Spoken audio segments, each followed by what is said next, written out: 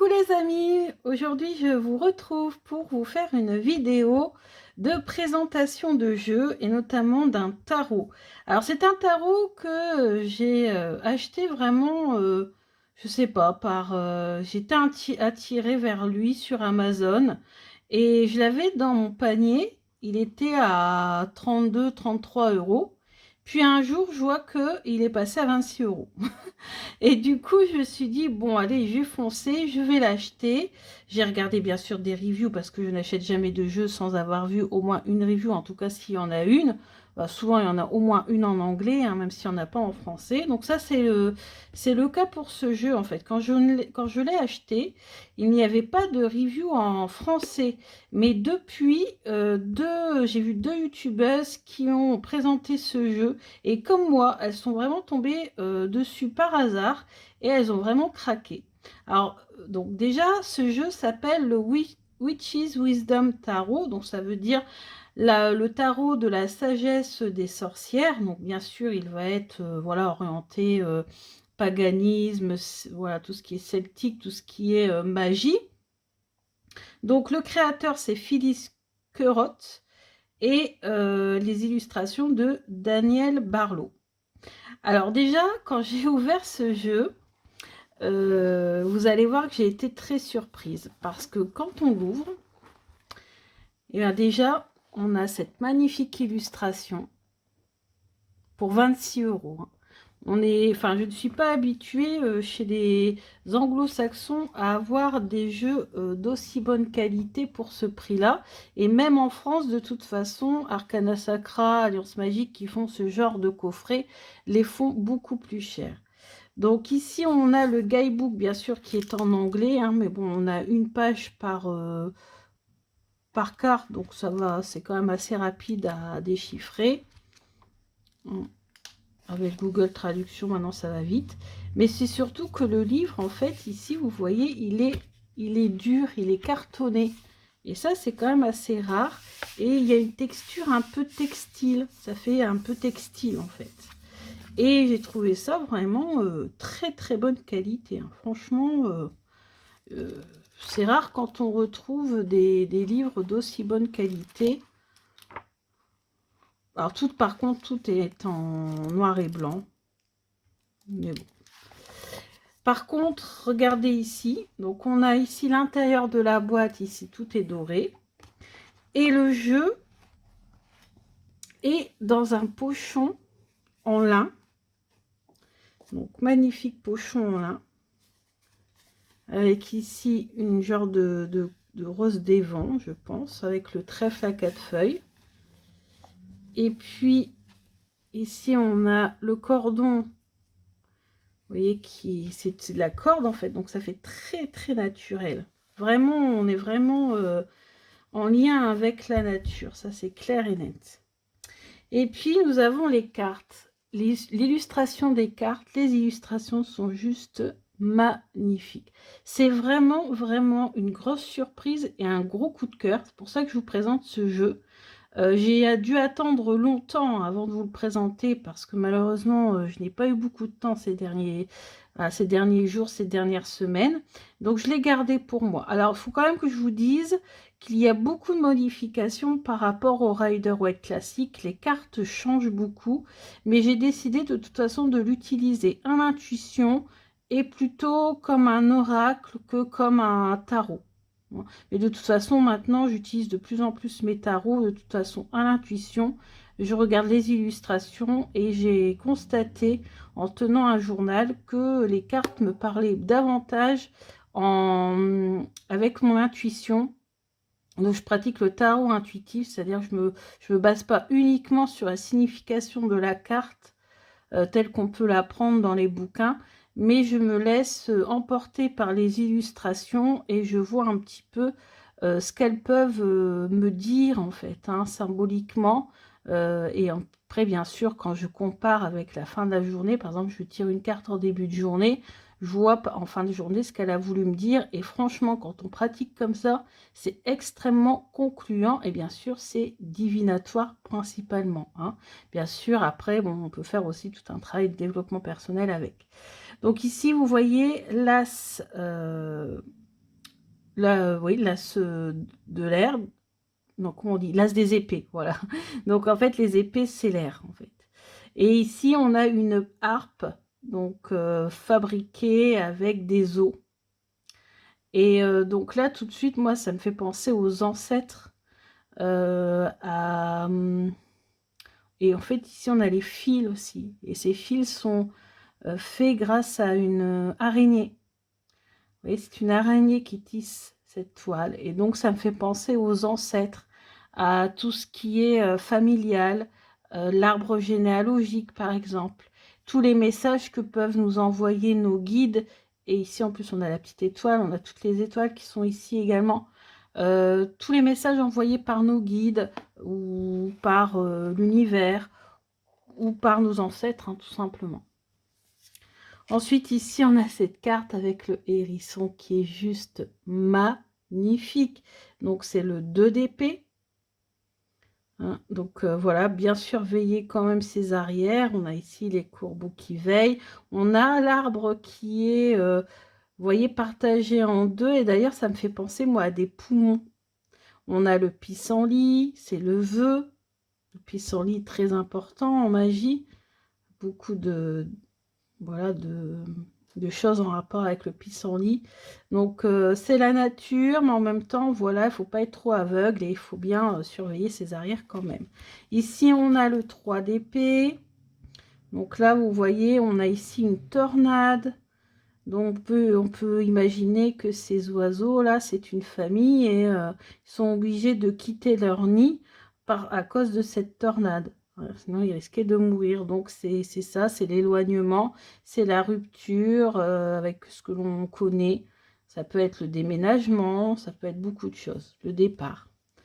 Ensuite, on a le 4 d'épée, donc la stabilité, on a les 4 arbres. On a le 5 d'épée. Donc là, on voit, hein, c'est la tristesse, hein, quand même, le 5 d'épée aussi, c'est pas... Voilà, là, les temps sont difficiles. Les temps sont très difficiles. On a le 6 d'épée, donc là, on a la famille de cygnes, mais attention au renard qui guette.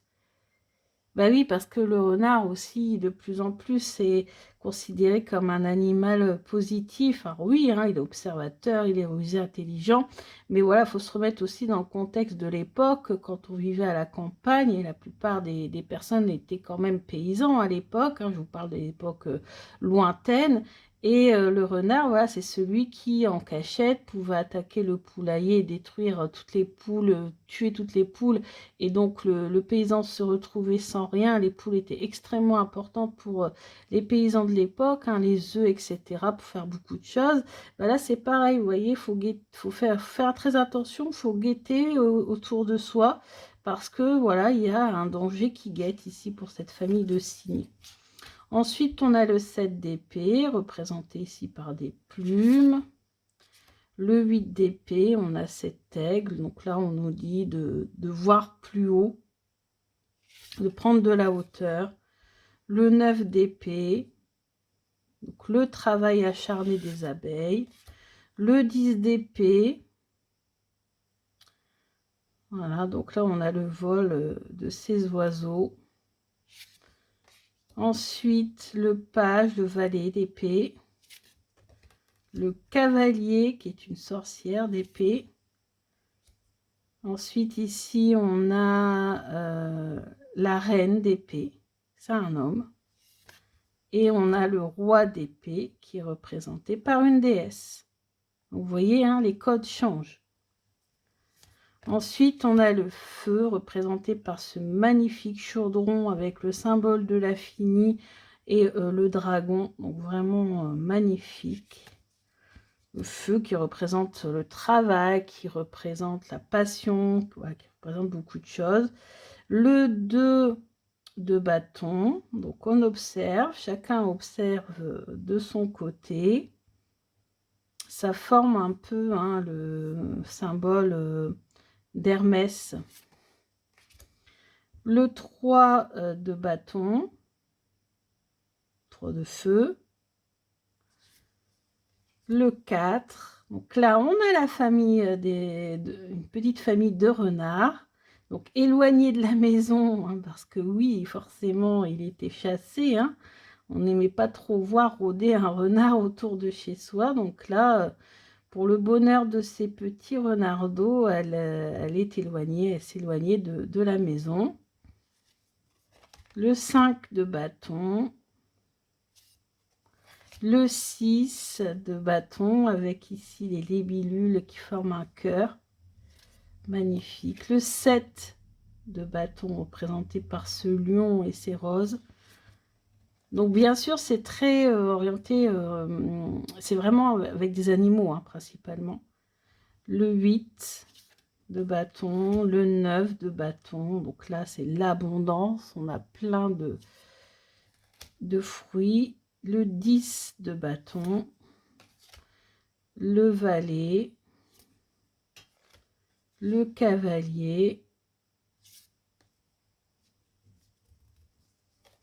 la reine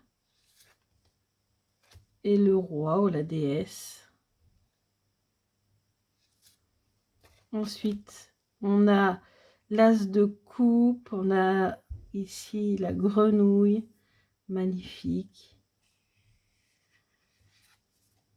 On a les 2 loutres, le 2 de coupe, le 3 de coupe, le 4, les baleines, le 5. Alors ça, c'est une carte qui me fait mal au cœur parce qu'ici, on a la maman, l'ours blanc, avec ses 2 petits. Et si on retourne, on voit que, vous voyez, ici, la banquise a fondu. Ici, l'ours est toute décharnée. Et on pense, bah, celui-là est décédé hein, d'ourson. Et celui-là, bah, il est dans l'eau, il va mourir d'épuisement. Donc ça me fait trop mal au cœur de voir cette carte-là. Mais en même temps, c'est ce qui se passe malheureusement. Hein. Le 6 de coupe, le 7 de coupe. Alors là, c'est la chute libre. On voit les... Ça m'a fait penser à une carte de Seigneur Maisville dans son oracle. C'est la chute, je crois. La carte, l'oracle des reflets. Il y a une carte comme ça. Et là, on voit hein, que là, il y a une chute. Oh, le 8 de coupe ici avec toutes les petites tortues. C'est, allez, le renouveau. C'est l'espoir. C'est la nouvelle vie. Le 9 de coupe. Donc là, pareil, hein, ça symbolise aussi l'abondance. Hein, ce sont ces saumons qui veulent se reproduire et qui remontent. Le 10 de coupe. Donc là, on a... Elle est cachée. Il y a toutes les grenouilles autour. Valet. Cavalier, c'est la sorcière. Craftsman, je crois que ça doit être chaman, un truc comme ça. Et déesse. Oh, cette carte, elle est magnifique aussi, je trouve. Très symbolique. Ensuite, on a l'as de denier, de pentacle. Terre. Hein. Bon, forcément, il faut référence aux 5 éléments. Ici, regardez, hiberner, se mettre au repos, se mettre au vert. Le 3 de pentacle. Le 4. 5.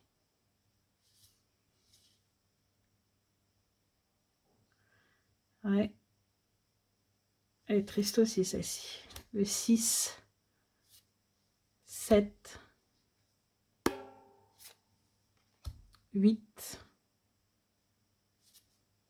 9 avec la meute. Magnifique aussi cette carte.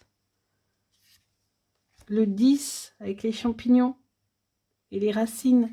La connexion. Moi, par exemple, je peux voir les réseaux, Internet, tout ça à travers cette carte. Vous voyez ?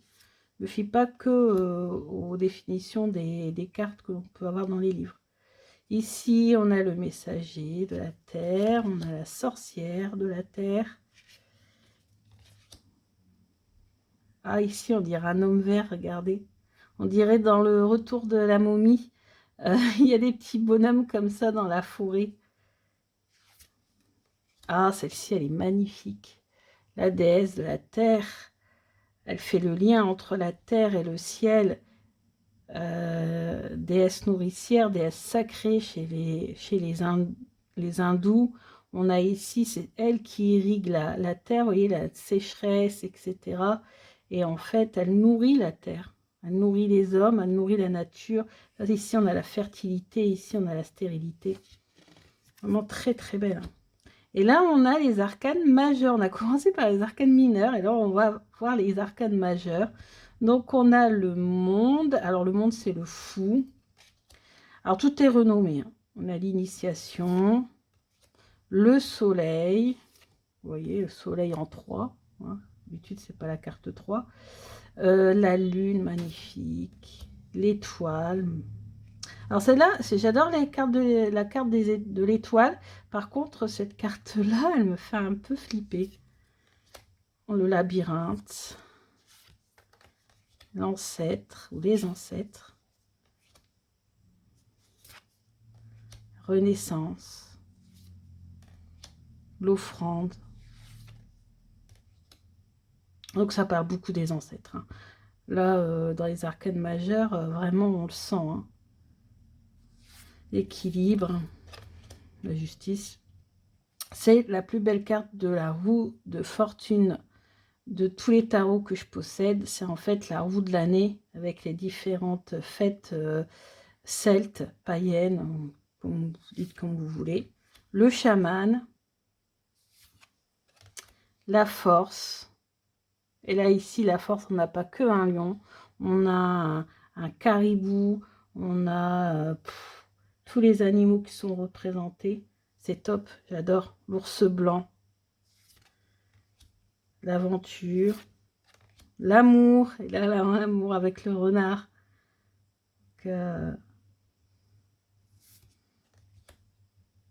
Gardien de la sagesse. Le gardien. La grande mère. La déesse mère. La prêtresse. Le monde. C'est le conseil avec les hommes, les animaux, aussi bien des animaux marins, les animaux terrestres, célestes, tout en fait, vraiment tous les animaux. Et ici, on a le fameux fou. Ah oui, tout à l'heure, c'était le magicien. Ah, excusez-moi, là, c'est le fou. Donc voilà, le dos, je ne vous ai pas montré, mais voilà. Il est comme ceci.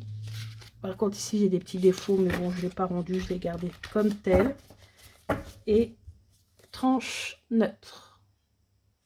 Bah écoutez, j'espère que cette présentation vous a plu. J'essaierai de vous faire donc un tirage à intuition pour voir un petit peu ce qu'il a dans le ventre, ce jeu, mais je pense qu'il doit être très, très puissant.